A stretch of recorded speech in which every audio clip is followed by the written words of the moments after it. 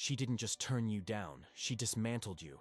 That silence you're replaying in your head wasn't a rejection, it was a verdict. A final judgment on your value, delivered without a single word. You think you were in a conversation, a courtship, a game of equals. You were wrong.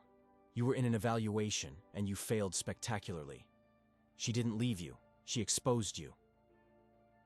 She held up a mirror to your neediness, your desperate desire for her approval, and she let you see the pathetic reflection for yourself. You reached for her, and she simply stepped aside, letting you fall into the void you created with your own insecurity. Flooded her with attention, with availability, with good morning texts, and carefully planned compliments, believing you were building. Instead, you built your own cage. You handed her the key, and she didn't even bother to lock it. She just walked away, leaving you trapped inside, wondering what you did wrong. The strategic mind understands a fundamental law of human nature. That which is easily obtained is quickly devalued. You made yourself the easiest prize in the world. You laid your entire arsenal of validation, time, and emotional energy at her feet before she had even expressed a flicker of genuine investment. You became a reliable utility, not a coveted treasure.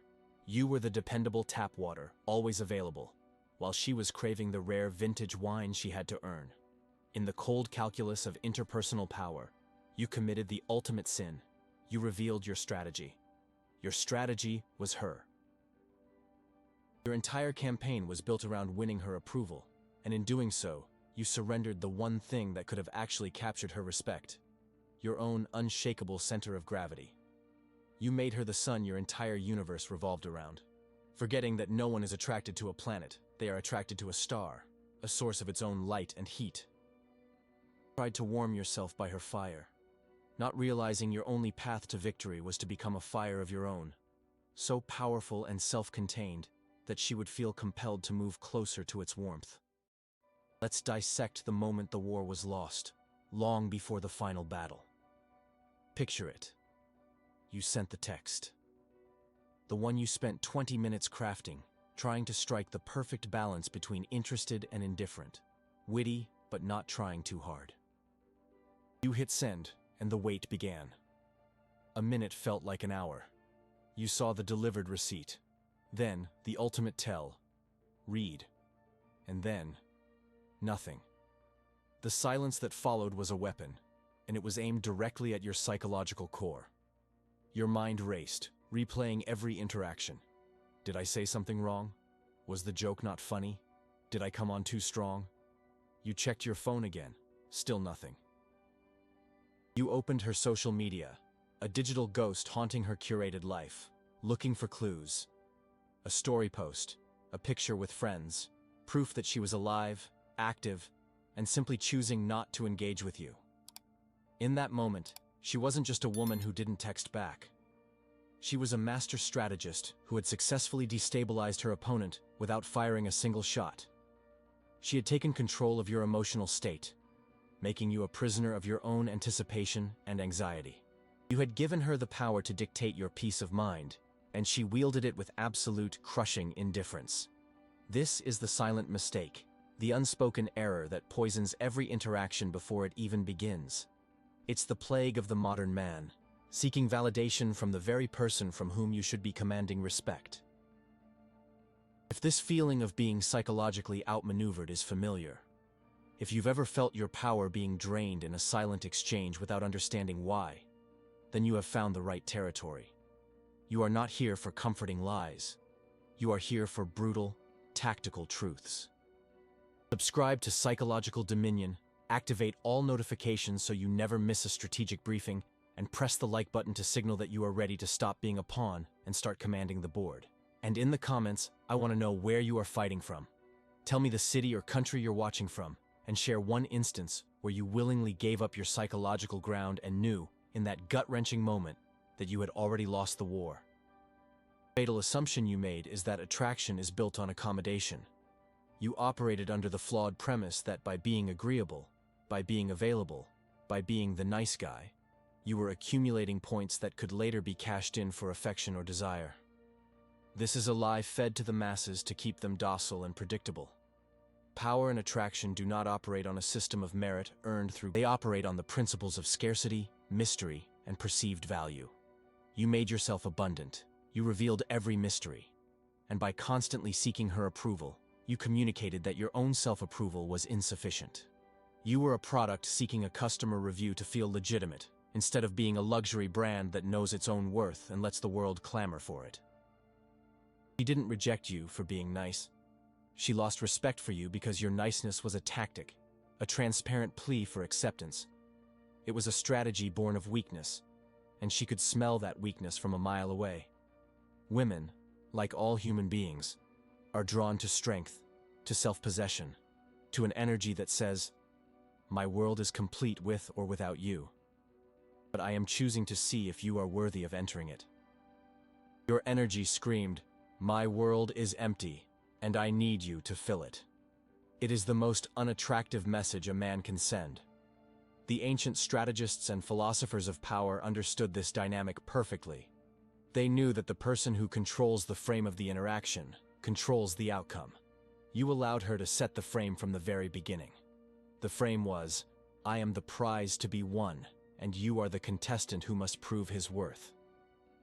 Every text you sent, every plan you made, every compliment you gave was an act of participation in her. You played her game, by her rules, on her turf. The only way to win a rigged game is to refuse to play. You must create your own frame, one in which you are the selector, the judge, the one whose approval holds weight. This is not about arrogance or manipulation in the petty sense. It is about a fundamental shift in your psychological posture. It's moving from a state of seeking to a state of being. You must become the prize. Your time, your attention, your emotional energy must become scarce resources that you allocate deliberately, not resources you distribute freely in the hopes of a positive return. Transformation begins when you stop asking, "What can I do to make her like me?" and start asking, "What is she doing to prove she is worthy of my time?" This single question, when truly internalized, will change the entire magnetic polarity of your interactions. The first step in deconstructing the needy, approval-seeking machine you have become and rebuilding yourself into a man whose presence is felt, whose absence is mourned, and whose respect is earned, never freely given. The silent mistake wasn't in your words or your actions. It was in your entire philosophy of value. And today, we begin the process of forging a new one. The collapse was not an explosion. It was a slow leak. Gradual, almost imperceptible draining of authority that you mistook for the normal ebb and flow of a relationship. You think the end began with a fight, with a single dramatic moment of rejection. You are wrong. The war was lost long before, in a series of silent, unacknowledged surrenders. Today, we perform the autopsy. We will dissect the anatomy of your fall with the cold, detached precision of a surgeon, because you cannot cure a disease you refuse to diagnose. You have been living with a terminal illness of the will, and it's time you stared directly into the abyss of your own making. The first phase of your defeat was emotional concession. It began innocently enough. You called it being nice. You called it compromise. The strategist calls it the voluntary surrender of territory. Remember when she was in a bad mood, and you contorted your entire personality into that of a court jester, desperate to win a smile? You absorbed her negativity, believing it was your duty to be her emotional dumping ground. You validated her every complaint, even when you knew she was being unreasonable. You were trying to be her rock, but you became her doormat instead. Each time you did this, you sent a clear signal.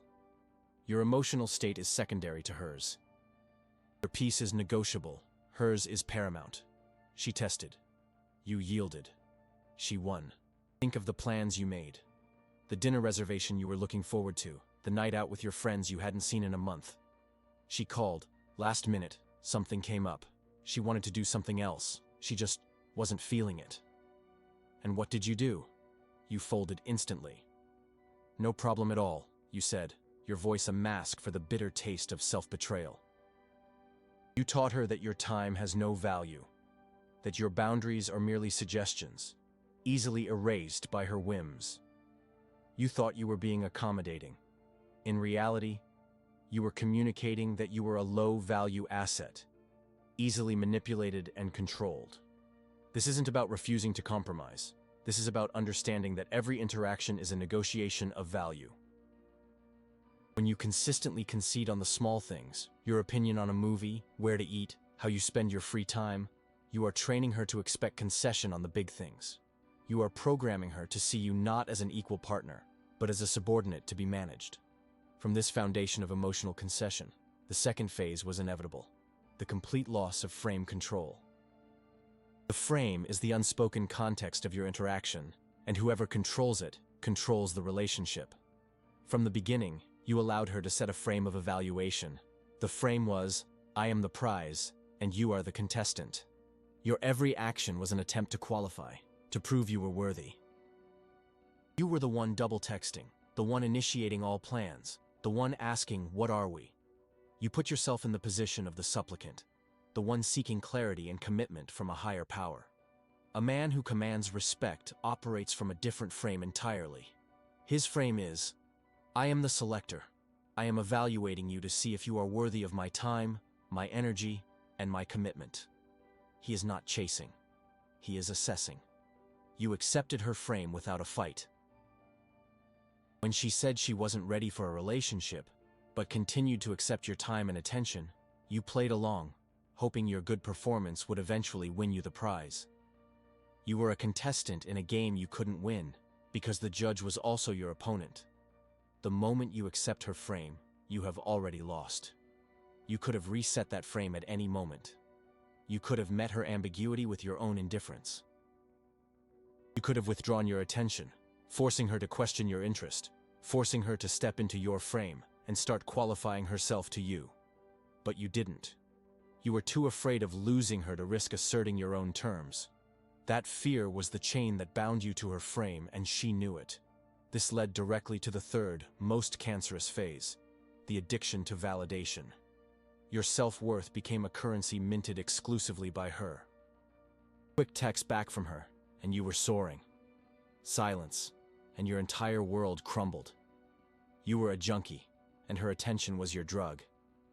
You compulsively checked your phone, your mind a whirlwind of anxiety. You analyzed her every word, every emoji, searching for hidden meaning, for a sign of her approval. Her silence is dominance, not distraction. Understand this. When she leaves you on read for hours, it is rarely because she is too busy. It is a calculated move, a power play designed to destabilize you. She is conditioning you, like Pavlov's dog, to crave the bell of her notification. She is teaching you that she is in control of your emotional state. And you, the willing addict, learned your lesson perfectly. You flooded her with unearned validation, complimenting her on the most mundane things, showering her with attention she had done nothing to merit. You were trying to fill her cup, hoping she would then fill yours. But it doesn't work that way. Attraction is not a transaction of niceties. By constantly giving her your validation, you devalued it. It became common, expected, and ultimately, meaningless. The only validation that has power is that which is scarce and must be earned. You made yours an infinite resource, and in doing so, rendered it worthless. Let's put this into a practical scenario where the surrender becomes undeniable, the argument. It begins over something trivial. You forgot to take out the trash, you were 5 minutes late, you liked another woman's photo on social media. Her mood shifts, the air grows cold. She confronts you, her voice laced with accusation or passive-aggressive disappointment. The weak man, the man you have been, immediately goes into panic mode. His primary objective is not to resolve the issue, but to restore her good mood as quickly as possible. His strategy is appeasement. He apologizes profusely, even if he feels he did nothing wrong. I'm so sorry, you're right. It was completely my fault. He begs for forgiveness. He tries to placate her, offering to buy her things, to take her somewhere nice. He is a frantic diplomat trying to avert a war at any cost. When you apologized, you signed your surrender. You confirmed her frame that she is the arbiter of right and wrong, and you are the subordinate who must seek her pardon. You taught her that emotional blackmail is an effective tool to control you. Now consider the strategic response. The man who commands respect does not enter her emotional storm. He remains the calm center. When she confronts him, he does not immediately apologize. He listens. He holds her gaze. He lets the silence hang in the air after she has spoken. He is not defensive, but he is not compliant either. He might say, I understand that you're upset. He validates her emotion, but not her argument. He does not accept blame. Instead, he might calmly state his perspective, without anger or desperation. I was late because of traffic that was out of my control. I let you know as soon as I could. He states the fact, and then falls silent again. He does not try to fix her mood. He understands that her emotions are her own responsibility. He detaches from the outcome. He creates a space where she must confront her own emotional reaction without him rushing in to save her from it. In this space, one of two things will happen. Either she will escalate, revealing her emotional immaturity, in which case he calmly removes himself from the situation. We can talk about this later when you are calm. Or, more likely, she will de-escalate.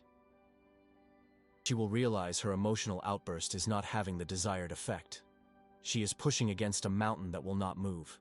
Her respect for him, in that moment, will increase tenfold. She has just witnessed a man of unshakable strength, a man who cannot be emotionally manipulated. She tested you, and you failed. But this man, this strategist, he just passed with flying colors. Your addiction to her validation inevitably festered into the fourth phase, total affective dependency. Your life began to orbit hers. You would hold your entire weekend open on the off chance she might want to see you. You stopped pursuing your own hobbies. You neglected your own friends. You let your own ambitions gather dust. She became your purpose. This is the most repulsive position a man can take. No woman is attracted to a man who makes her his entire world, because it is a world without substance, without a core. She wants to be an important part of your world, but she wants you to have a world in the first place, one that is compelling, vibrant, and exists independently of her. When you make her your mission, you are not showing her love. You are showing her that you have no mission of your own. You are a ship without a rudder, hoping she will be your port. But women are not drawn to ports. They are drawn to battleships, vessels with their own power source and their own destination. Your dependency became a weight, a suffocating pressure. She could feel your neediness in every text, every call, every interaction. It was the stench of desperation, and it is the ultimate repellent.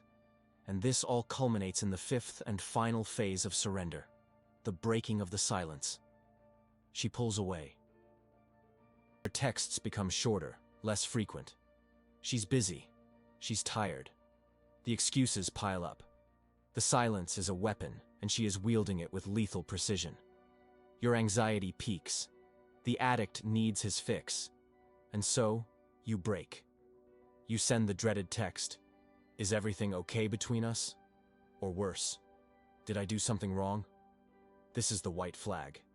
This is you, on your knees, begging for a scrap of information, a morsel of her attention. You have just communicated in the clearest possible terms that her silence has completely broken you. You have confirmed her power and your powerlessness. You have handed her the final, crushing victory. The strategic man understands that the one who speaks first in a silent standoff loses. He meets her silence with his own.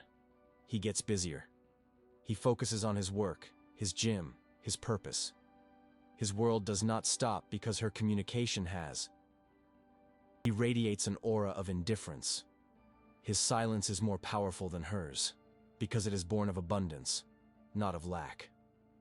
His silence says, I have a full and exciting life, and if you do not wish to be a part of it, that is your loss, not mine. This posture creates a vacuum. It forces her to wonder, to question, to doubt. It shifts the entire dynamic. Suddenly, she is the one wondering if she did something wrong. She is the one who must break the silence to regain a foothold in his reality. Perhaps you are thinking, this sounds manipulative. This sounds like playing games. I just want to be a good, honest person. Let me be brutally clear. You are already playing a game. You have been playing it from the moment you met her. The only difference is that you have been playing it badly, because you didn't know the rules. These are not games. These are the immutable laws of human dynamics, of power, of attraction. You can choose to ignore them, but you will still suffer their consequences. Honesty without strength is just weakness. Being a good person at the expense of your own self-respect is a fool's bargain. Most dangerous objection of all, the one that keeps men trapped in mediocrity. But isn't this what a good boyfriend or husband does? Isn't he supposed to be supportive and accommodating? You have confused being a partner with being a servant. A true partner respects strength, not servitude. A king does not serve his queen by becoming her jester. He serves her by ruling his kingdom with such unshakable competence and power that she feels safe and inspired within its walls. Your kingdom is your own life, your own mind, your own purpose. You have abandoned it in a pathetic attempt to win her favor. If this cold diagnosis has hit a nerve, if you recognize your own reflection in this autopsy of power, then it's time to stop the bleeding. This is not about blame, it is about responsibility. No one is going to save you. You must become your own savior. To do that, you need the right tools, the right strategies. Subscribe to Psychological Dominion. Activate the bell for your strategic arsenal and hit the like button as a commitment to forging a new reality. And in the comments, answer this with brutal honesty. What is the one concession you consistently make, the one piece of ground you always surrender, that you know deep down is costing you your power? The fall is never visible. It doesn't happen in a shouting match. It happens in the silence.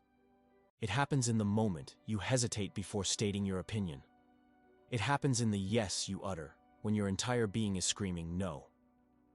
It happens in the apology you give for a crime you did not commit. It's quiet, slow, methodical dismantling of the self. Each concession is a brick removed from the fortress of your self-respect. You do it thinking you are building a bridge to her, but you are actually just demolishing your own defenses, leaving yourself exposed and vulnerable on a battlefield you didn't even realize you were on. She didn't consciously plan to dismantle you. She didn't have to. Simply acting on instinct, the primal, female instinct that tests for strength and is repulsed by weakness. She is a force of nature, like a river. A river doesn't hate the soft earth it erodes. It simply follows the path of least resistance. You made yourself the path of least resistance. Presented her with weakness, with neediness, with a vacant core. And her nature simply, reflexively, recoiled. The tragedy is not that she rejected you.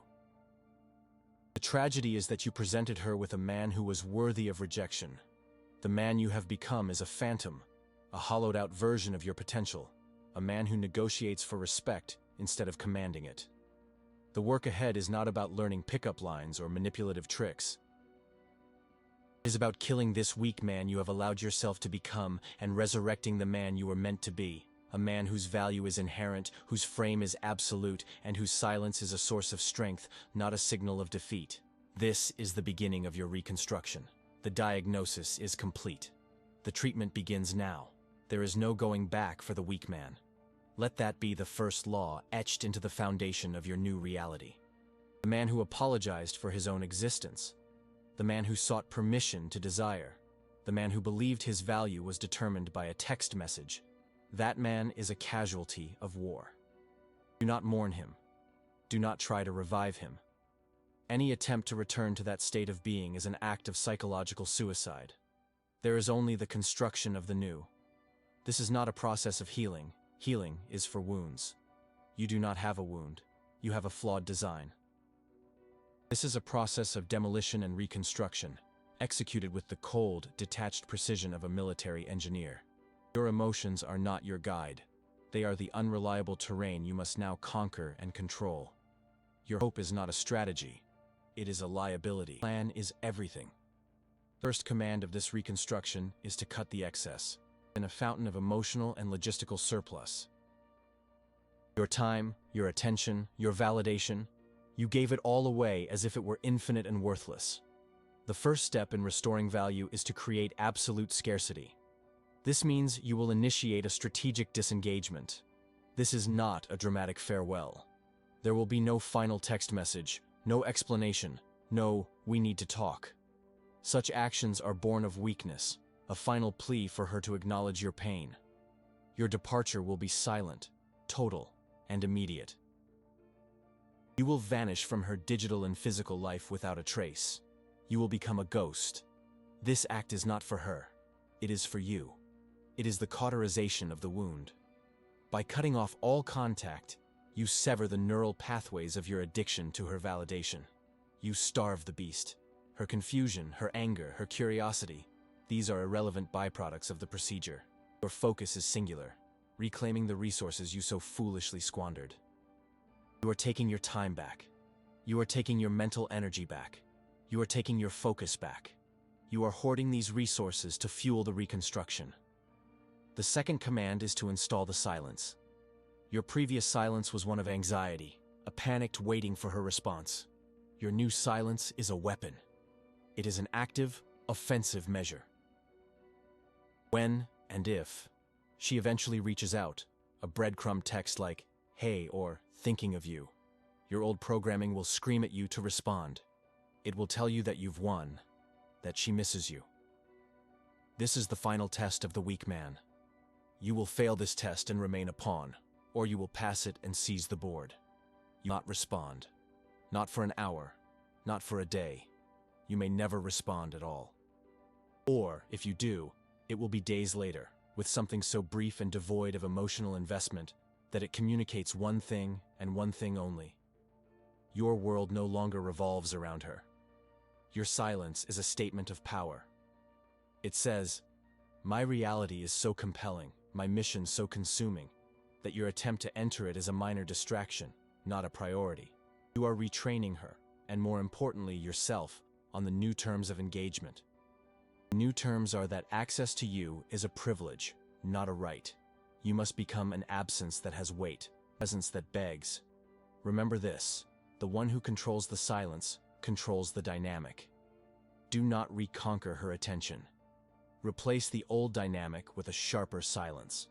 This leads to the third and most critical command, a total and ruthless focus on the hierarchy of power. Attraction is a byproduct of perceived value, and value is demonstrated through hierarchical dominance. You will now wage a forefront war to elevate your position. The first front is the physical. Your body is the vessel of your will, and the first thing the world judges.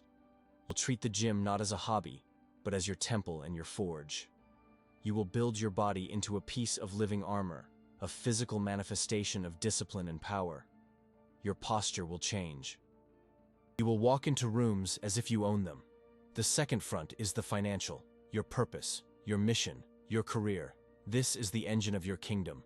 You will become obsessed with your work, not as a means to an end, but as the primary expression of your masculine drive. Money is not the goal, it is a tool. It buys freedom, it buys options, and it is a crude but universally understood metric of competence and power. The third front is the social. You will aggressively cultivate a life that is full and exciting without her. You will reconnect with powerful male friends. You will build a network. Your social value must be so self-evident that she becomes an afterthought, a potential satellite to your star, not the sun you orbit. The fourth front is the symbolic. This is the war fought in the mind. You will read. You will acquire dangerous knowledge. You will learn skills, a language, a martial art, an instrument.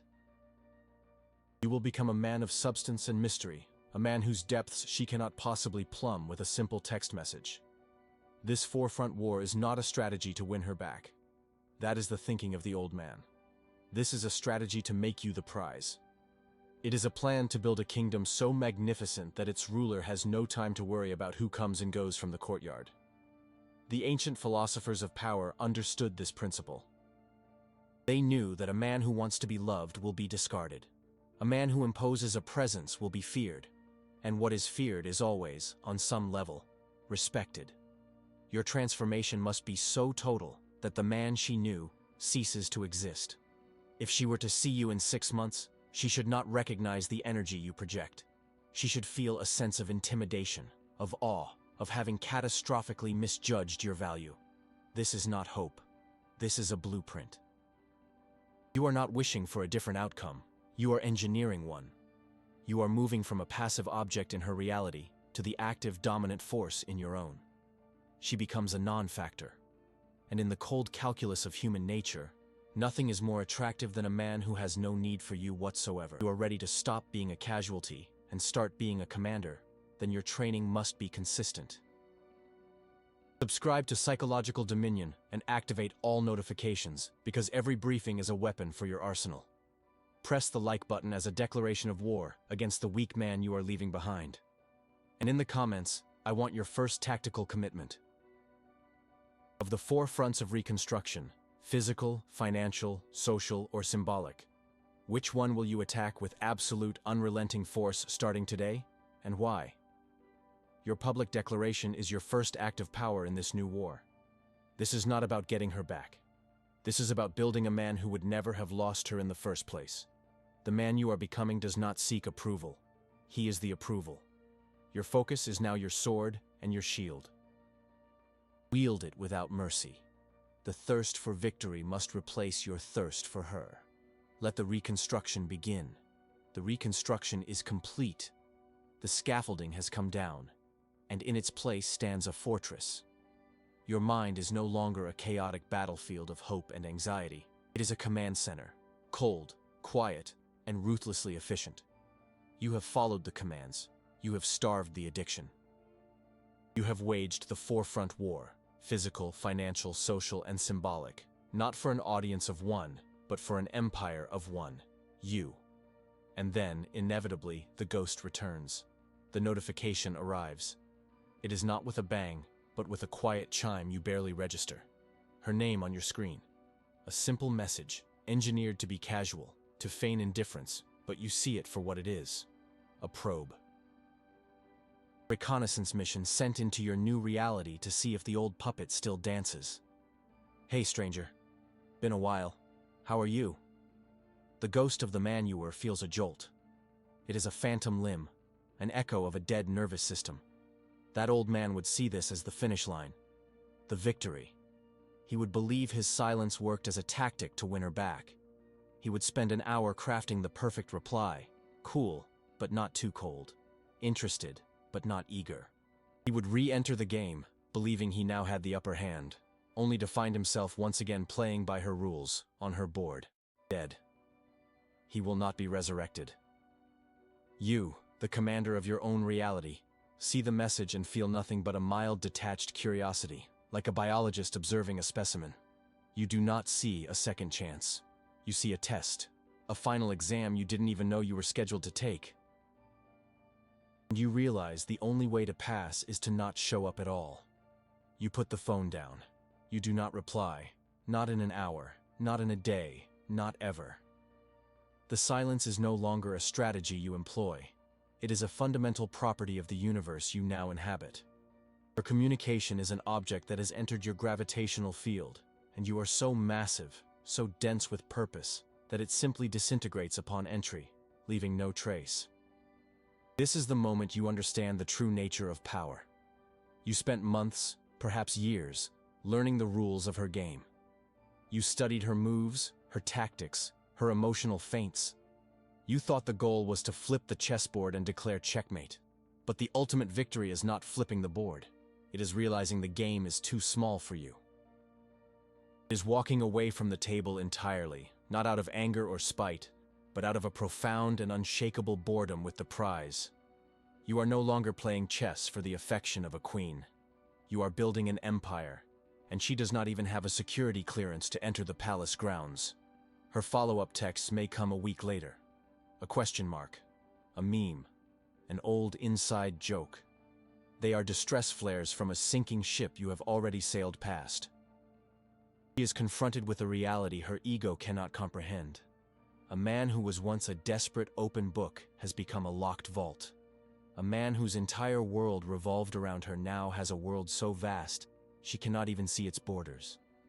Power was always predicated on your need for her validation. By manufacturing your own validation, by forging it in the fires of discipline and purpose, you have rendered her currency worthless. She is trying to buy back your attention with monopoly money in a world where you now own the central bank. This is emotional vengeance. Not the hot, messy revenge of a scorned lover, but the cold, silent victory of a superior strategist. The greatest revenge is not to make her feel your pain, but to make her feel her own irrelevance. It is for her to see your life, through mutual friends, through the echoes of your success that inevitably reach her, and to realize that your ascent had nothing to do with her. She was not the reason you climbed the mountain. She was merely the loose rock at the bottom that caused you to slip, forcing you to learn how to climb properly. She will be left with a haunting, unanswerable question that will echo in her quiet moments for years. Was I the one who let the king go? She will never know the truth. The truth is, you were never a king until she was gone. Respect is not requested. It is commanded. It is not won through accommodation. It is imposed through absence. It is the byproduct of a man who values his mission more than he values any single person within it. You do not need her respect any more than a star needs a planet to acknowledge its light. The light is a fact, whether it is observed or not. Your value is a fact. Your power is a fact. Your silence is the final verdict. It is not an answer to her. It is the end of the question. She did not just lose you. She lost the man you were destined to become, and she will spend the rest of her life seeing glimpses of an empire she was never qualified to be a part of. You are ready to stop playing her game and start building your own empire, then seal your commitment. Subscribe to Psychological Dominion, activate all notifications to arm yourself for the war ahead, and press the like button as a final salute to the weak man you are leaving for dead. And now, with the blueprint for your new reality in your hands, answer this one final question in the comments. Will you spend the rest of your life haunted by the ghost of who you were? Or will you become the titan she was never worthy of meeting? Remember this: the goal was never to get her back. It was to become the man she could no longer afford.